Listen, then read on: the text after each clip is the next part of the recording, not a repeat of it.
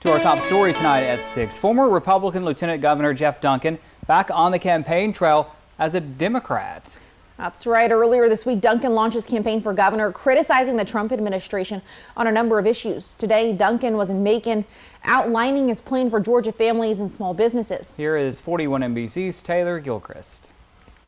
I want to see a governor that builds consensus, that looks well past the partisan divides, that turns chaos into conversations. Geoff Duncan was in Macon Friday, working to convince voters he can be a unifier. Duncan began his political career as a state representative and later served as lieutenant governor before being expelled by the Georgia GOP over his outspoken criticism of President Trump. Now running for governor as a Democrat, Duncan went after his Trump-endorsed opponent, Lieutenant Governor Burt Jones. If Burt Jones wins, day one, he's going to take the keys and hand them to Donald Trump.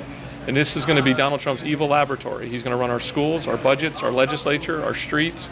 He's going to do everything. Duncan vows to lower costs and expand Medicaid. If elected, he says he'd launch a $1.7 billion Jumpstart Fund, taking 10% of Georgia's rainy day reserve funds. Duncan says this would help Georgians struggling to afford housing, health care, and would help waive the state registration fee for first-time business owners. We're going to take a portion of that fund and be able to waive the $100 registration fee for small businesses the first time they start their first company.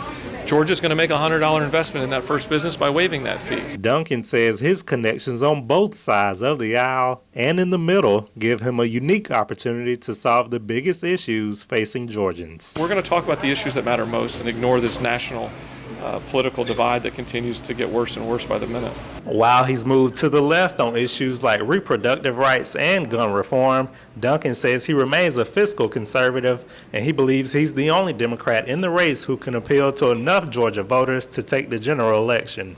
Reporting in Macon, Taylor Gilchrist, 41 NBC News. And Duncan joins a crowded Democratic field for governor, all of which are seeking to become the first Democrat elected governor of Georgia since 1998.